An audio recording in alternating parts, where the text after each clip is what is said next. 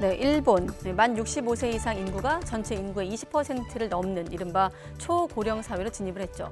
현재 우리나라 인구 2.4배 정도인 일본은 급증하는 의료 수요에 대비해서 의과대학 정원을 지난 2007년에 7천여 명에서 지난해 9,300여 명으로 늘렸습니다. 특히나 지역 의사제를 도입해 의사가 부족한 지역의 의과대학이 해당 지역의 근무를 전제로 전국 곳곳에서 학생을 선발해 왔는데요. 네, 지역 정착 비율도 90% 정도로 높게 나오고 있습니다. 지난 2020년 우리 정부가 추진하려다가 코로나19 유행 속에 의료 파업으로 무산된 공공의대가 이를 벤치마킹한 사례입니다. 독일도 고령화에 대비해서 선제적으로 의대 증원을 추진했습니다. 지난해 연내 5천 명 이상 늘리겠다는 보건장관 발언도 있었고요.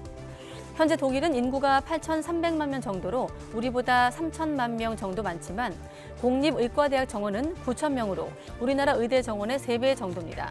계획대로 추진된다면 15,000명으로 5배가 되는 겁니다.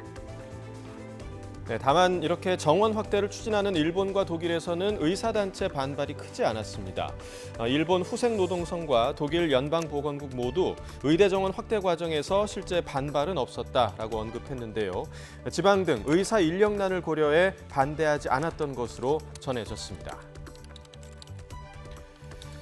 이외에도 인구 6,700만 명 수준인 영국도 2031년까지 의대 정원을 15,000명으로 늘리는 것을 추진하고 있고요. 프랑스도 지난 2020년까지 의대 신입생을 10,000명 규모로 이미 증원했습니다.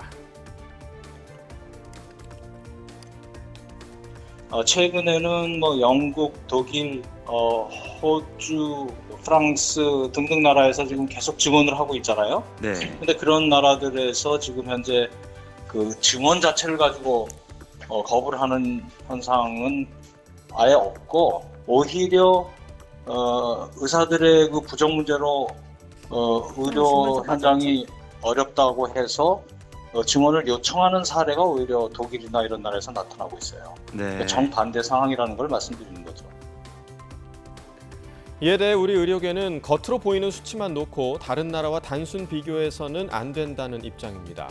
대표적으로 우리나라와 일본의 65세 이상 인구 비율이 각각 15%, 20%일 때 인구 1,000명당 의사 수를 보면 오히려 우리가 더 많은 만큼 의사 규모가 결코 적은 게 아니라고 설명합니다. 게다가 의사 수 부족으로 문제가 있다고 하기에는 실제 의료의 질도 상당히 좋다는 겁니다. 대한의사협회의 입장을 들어보시죠. 우리나라 건강 수준이 전 세계 평균에 비해서 낮다. 그런 의사가 부족하다고 말할 수 있어요. 우리나라가 전 세계 탑급의 수준을 갖고 있고, 또 하나, 그러면 국민들이 병원 이용은 제대로 할 수 있느냐? 이게 국민 1인당 의료기관 이용 횟수인데 대한민국은 OECD 평균보다 2.6배 정도의 의료기관을 많이 이용하는 최고로 많이 나간 나라고, 두 번째, 1인당 병원의 재원 일수는 우리나라가 몇 번째냐 하면 일본 다음으로 두 번째로 많은 나라예요.